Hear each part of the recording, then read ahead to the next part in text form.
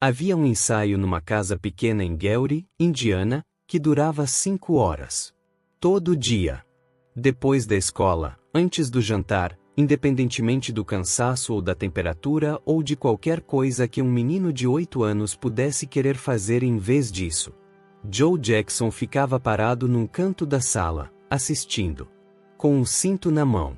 E se algum dos filhos errava uma nota ou perdia o tempo de uma coreografia, o cinto encontrava a resposta antes que qualquer palavra fosse dita. Michael Jackson descreveria esse período décadas depois com uma honestidade que o mundo não estava completamente preparado para ouvir. Disse que o medo que tinha do pai era tão físico e tão constante que quando Joe entrava no ambiente onde Michael estava, o corpo reagia antes da mente. Náuseas, tremores, a sensação de que algo inevitavelmente ruim estava prestes a acontecer. Disse que amava o pai, mas que não o conhecia. E que as duas coisas coexistiam dentro dele de uma forma que nunca se resolveu completamente. Essa é a sombra que a história dos Jackson 5 carrega por baixo de cada número 1, de cada apresentação histórica, de cada momento de alegria que o mundo recebeu daquele grupo de irmãos de Gary, Indiana. A sombra de uma infância que foi simultaneamente o maior catalisador de um dos fenômenos mais extraordinários da música popular americana e o custo mais caro que qualquer sucesso poderia ter exigido das pessoas que o produziram. A história dos Jackson 5 é a história de dois projetos que existiam ao mesmo tempo.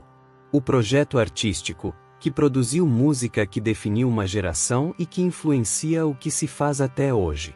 E o projeto humano, que custou a 5 crianças a infância que não tiveram enquanto construíam algo que o mundo inteiro queria, mas que Joe Jackson queria mais do que qualquer outra pessoa na sala. A família Jackson era de Gary, Indiana. Uma cidade industrial do meio-oeste americano, construída em torno de usinas siderúrgicas, marcada pelo trabalho pesado e pela pobreza que coexistia com a aspiração de algo melhor. Joseph Walter Jackson, o pai, era operário da Inland Steel Company e havia tentado uma carreira musical com uma banda de blues que não foi a lugar nenhum. Catherine, a mãe, era uma testemunha de Jeová devota que mantinha a casa com a estrutura espiritual que Joe não conseguia fornecer. Juntos, tiveram 10 filhos. E numa casa pequena de Gary, criaram algo que nenhum dos dois havia planejado, mas que Joe, com a visão específica de alguém que tinha seus próprios sonhos não realizados para colocar em outros, reconheceu cedo como possibilidade. Em 1964, Joe descobriu Tito a tocar a sua guitarra sem permissão. Quando uma corda partiu, Tito esperava castigo. Joe ficou em silêncio por um momento. Depois foi comprar uma guitarra nova. E disse que queria ver o que os filhos conseguiam fazer com ela. O que viu fez com que o plano que havia no fundo da cabeça se tornasse o único plano que importava. Jack tinha 13 anos. Tito tinha 11. Germaine tinha 10. Marlon tinha 7. E Michael tinha 5. 5 anos. E já tinha uma voz que os adultos ao redor não conseguiam explicar de onde vinha. Uma voz que carregava a emoção de uma forma que não é ensinável e que não é produzida pela técnica. Era o tipo de voz que faz com que as pessoas parem o que estão fazendo, independentemente do que estejam fazendo, e prestem atenção. Era a voz que Joe Jackson reconheceu imediatamente como o centro de tudo o que estava a construir. Os ensaios de 5 horas começaram. O grupo foi apresentado em clubes e em concursos de talento pelo estado de Indiana. Em 1966, venceram uma competição local com uma versão da música My Girl, dos Temptations. Em 1967, foram ao Apollo Theater no Harlem, em Nova York, e venceram o concurso de amadores mais famoso e mais difícil do entretenimento negro americano. Gladys Knight, que estava no público naquela noite, ficou impressionada e mais tarde falaria deles para as pessoas certas na Motown. Mas há uma dimensão desta história que raramente é explorada com a profundidade que merece. O que significava ser negro em Gary, Indiana, na década de 1960, e o que a música representava como forma de escapar de um destino que o bairro parecia ter escrito para todas as crianças que cresciam ali. Gary não era apenas uma cidade pobre. Era uma cidade marcada pelo segregacionismo que havia definido o meio-oeste americano de formas que o norte do país preferia não reconhecer como racismo estrutural. Havia escolas negras e escolas brancas. Havia empregos disponíveis para homens brancos e empregos disponíveis para homens negros, e os dois conjuntos não se sobrepunham de formas que deixassem dúvidas sobre como o sistema havia sido desenhado. Joe Jackson trabalhava na usina de aço. Era o destino provável de qualquer homem negro de Gary que não tivesse outro caminho. E Joe viu nos filhos, com uma clareza que misturava ambição genuína com desesperança sobre as alternativas disponíveis, a possibilidade de um caminho diferente. Um caminho que não passava pelas usinas. Que não estava limitado pelo que Gary permitia ou pelo que a sociedade americana de 1965 achava que pertencia a famílias como a sua. Quando os Jackson 5 subiram ao palco do Apollo Theater em 1967 e venceram, havia ali algo que ia muito além de 5 crianças talentosas a ganhar um concurso. Era o tipo de momento que confirma para uma família inteira que havia algo além do que o mundo imediato tornava visível. E que esse algo valia cada hora de ensaio, cada viagem em carro até Chicago ou Nova York, cada sacrifício que Catherine havia feito para manter a casa estável enquanto Joe gastava tempo e energia em fazer do grupo o que ele havia decidido que ia ser. Em julho de 1968, os Jackson 5 fizeram a audição para a Motown Records. Michael tinha 9 anos. Jack tinha 17. Berry Gordy, o fundador da Motown, o homem que havia transformado a música negra americana em produto de consumo global sem abrir mão da alma que a havia criado, ouviu o grupo e decidiu assinar contrato. A Motown relocalizou a família para Los Angeles. Mudou-os de uma casa pequena em Gary para uma cidade onde o entretenimento era indústria e onde a máquina de fabricar estrelas funcionava com uma eficiência que a família de Indiana não havia ainda experimentado de perto. Em outubro de 1969, os Jackson 5 lançaram o primeiro single pela Motown. A música chamava-se Want You Back. E o que aconteceu a seguir redefiniu o que era possível esperar de um grupo que havia lançado o primeiro single há menos de 3 meses. E Want You Back chegou ao número 1 da Billboard Hot 100. O segundo single, ABC, também chegou ao número 1. O terceiro, The Love You Save, também. O quarto, I'll Be There, também. 4 singles consecutivos em número 1 para os mesmos artistas. Algo que nunca havia acontecido na história da Billboard Hot 100. Nunca. Para nenhum grupo. Em nenhum gênero. A Motown era uma construção singular na história da música americana. Berry Gordy havia criado uma gravadora que era ao mesmo tempo uma fábrica de produção artística e uma escola de comportamento social. Os artistas da Motown não eram apenas treinados para cantar e dançar. Eram ensinados a falar em público, a comer em restaurantes formais, a navegar o mundo branco americano de formas que maximizavam a aceitação sem desafiar o sistema que os havia tentado manter fora dos palcos principais. Os Jackson 5 chegaram a esse sistema como crianças. E foram moldados por ele de formas que complementavam o que Joe havia começado em Gary. Se Joe havia instalado a disciplina e a técnica, a Motown instalou a imagem e o protocolo. O resultado era um produto acabado que o mercado reconhecia imediatamente como algo para o qual já estava preparado mesmo sem saber que estava à espera. Diana Ross foi usada pela Motown para apresentar os Jackson 5 ao público americano, numa decisão de marketing que reconhecia que a passagem de crianças negras de Gary para o entretenimento mainstream precisava de uma figura de transição que o público já havia aceitado. A Motown sabia o que estava a fazer. E os Jackson 5 eram suficientemente extraordinários para que o que estava a ser feito funcionasse além do que qualquer plano havia previsto. E Want You Back chegou ao número 1 em menos de 3 meses após o lançamento. E a reação do público revelou algo que os analistas de mercado não tinham completamente antecipado, que havia uma procura enorme por alegria em forma de música, por vozes jovens que soassem como futuro, e que o grupo de Gary tinha exatamente o que essa procura precisava. Os Jackson 5, com o líder vocal de 11 anos, estabeleceram um recorde que ainda hoje permanece único. E então aconteceu algo que surpreendeu até quem já estava a ser surpreendido pelo ritmo dos acontecimentos. O mundo não apenas comprou os singles. O mundo apaixonou-se pelo grupo de uma forma que excedia o que a Motown havia previsto mesmo com toda a maquinaria de promoção que havia colocado em movimento. Os Jackson 5 tornaram-se um fenômeno cultural que ia muito além da música. Havia bonecos. Havia um programa de desenhos animados na televisão. Havia roupa e posters e o tipo de presença que hoje chamaríamos de marca, mas que naquela época era simplesmente o resultado de 5 irmãos de Gowdy que o mundo inteiro queria ter mais perto. E por baixo de todo esse brilho havia 5 crianças que não tinham escola normal, que não tinham amigos de bairro, que não tinham os fins de semana que as crianças da mesma idade tinham, e que continuavam a ter Joe Jackson com os seus métodos como a figura que definia o ritmo de tudo.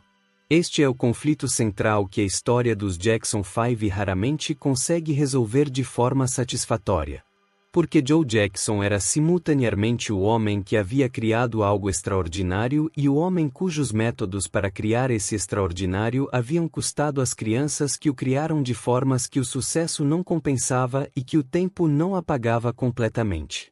A mesma disciplina que havia construído o grupo havia roubado a infância que o grupo merecia ter tido. E as duas coisas eram inseparáveis. Michael falou sobre isso ao longo de toda a vida adulta.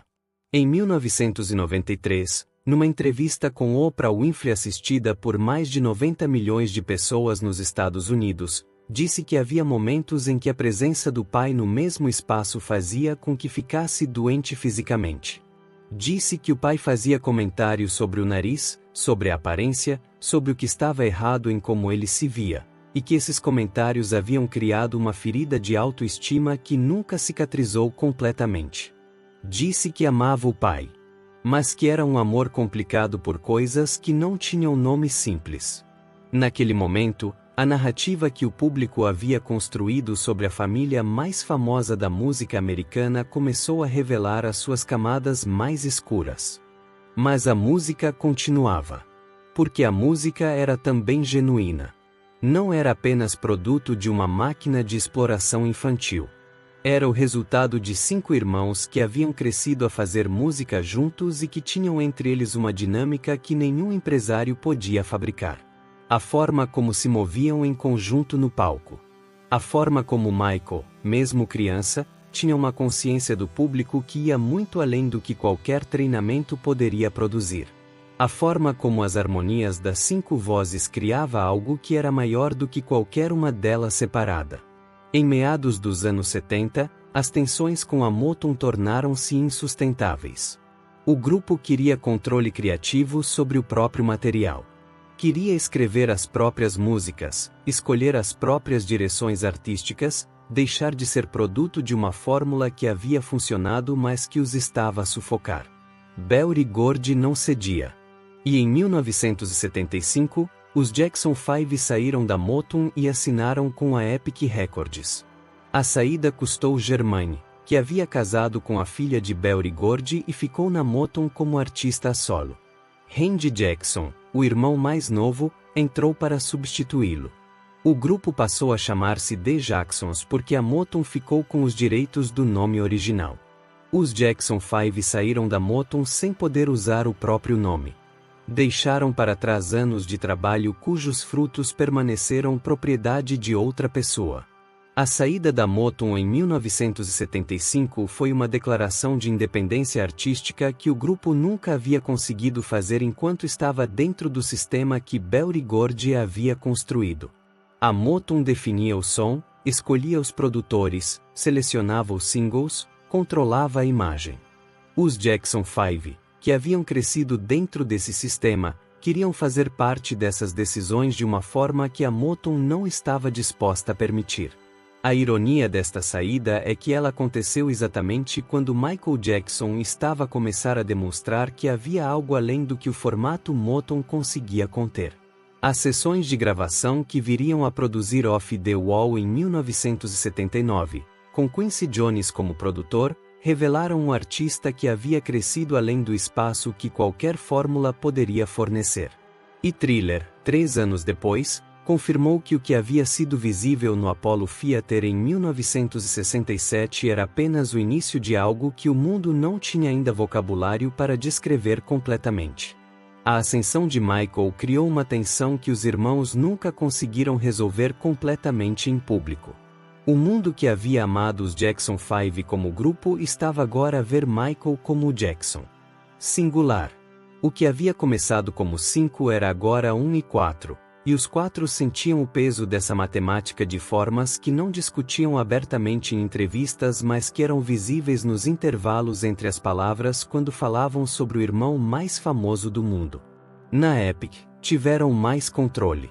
Produziram trabalho que era mais reflexo do que eles próprios queriam fazer. O álbum Destiny, de 1978, incluía músicas que eles próprios tinham escrito e produzido. Shake Your Body demonstrou que o grupo tinha vida artística para além da fórmula Motown. E foi também neste período que o caminho de Michael Jackson começou de forma definitiva a divergir do caminho do grupo. Off the Wall, em 1979, foi o primeiro álbum a solo de Michael com a Epic. E Thriller, em 1982, foi o álbum mais vendido da história da música em todos os tempos, com mais de 66 milhões de cópias vendidas, 7 singles no top 10 da Billboard numa única semana e 8 Grammys. O menino de Gary que havia entrado no Apollo Theater com 9 anos tornou-se o maior artista solo do mundo antes de completar 25 anos. A sombra de Michael acabou por absorver a luz dos irmãos de formas que não foram escolhidas por nenhuma das partes, mas que eram inevitáveis dada a escala do que Michael havia construído sozinho. O grupo continuou. Fizeram mais álbuns. Fizeram turnês. Mas o mundo que havia amado os Jackson 5 como grupo estava agora a amar Michael Jackson como fenômeno individual. E as duas coisas não cabiam ao mesmo tempo com a mesma intensidade num único espaço de atenção pública. Em 2009, Michael Jackson morreu. Tinha 50 anos. Os irmãos ficaram com o peso de um luto que era ao mesmo tempo pessoal e público, que era ao mesmo tempo sobre o irmão e sobre o que a morte do irmão representava para a memória coletiva do que haviam construído juntos. Tito Jackson morreu em setembro de 2024, aos 70 anos. A geração que havia construído os Jackson 5 estava a diminuir com o tempo, que é o único que não cede perante nenhum sucesso. Há ainda um aspecto desta história que merece ser nomeado antes do encerramento. O que os Jackson 5 representaram para o público negro americano de uma forma que vai além do que qualquer análise de mercado consegue capturar. Em 1969, quando I Want You Back chegou ao número 1, havia no entretenimento americano uma fronteira que separava o que era música negra do que era consumo branco mainstream. Os Jackson 5 chegaram com uma energia que ultrapassou essa fronteira de uma forma que parecia inevitável em retrospectiva, mas que não era óbvia para ninguém que a viveu em tempo real. Para famílias negras americanas que viam 5 crianças de Gary no número 1 de paradas que raramente lhes pertenciam, havia algo que ia muito além do entretenimento. Era a confirmação de que havia espaço, no lugar mais visível da cultura popular americana, para rostos e vozes que tinham sido sistematicamente mantidos nos lugares secundários. Michael Jackson não se tornou o rei do pop apesar de ser negro. Tornou-se o rei do pop sendo negro, no momento em que essa distinção carregava um peso que os prêmios e os recordes de vendas não conseguem completamente capturar. E os Jackson 5 foram o começo de tudo isso. O que os Jackson 5 deixam não é apenas uma lista de números 1 ou um conjunto de recordes históricos que ainda estão nos livros. É a demonstração mais clara e mais complexa de que o entretenimento popular pode produzir simultaneamente o melhor e o pior da experiência humana num único pacote. Pode produzir músicas que fazem as pessoas sentirem alegria de formas que não encontram em mais nenhum lugar. E pode produzir o ambiente que cobra as crianças que criam essa alegria de formas que o mundo prefere não ver porque ver tornaria a alegria mais difícil de receber sem culpa. E Want You Back ainda toca. ABC ainda toca. A e o B der ainda toca. E quando tocam, há uma razão pela qual continuam a funcionar que vai além da nostalgia. É porque foram feitas com algo real. Com a voz de um menino de 11 anos que nunca deveria ter tido de crescer tão depressa. Mas que quando cantava, fazia esquecer, por alguns minutos, que o mundo tinha as complicações que tinha. Essa é a herança dos Jackson 5. Toda ela. A beleza e o custo. O que ficou para sempre nos discos. E o que ficou para sempre nas pessoas que os fizeram.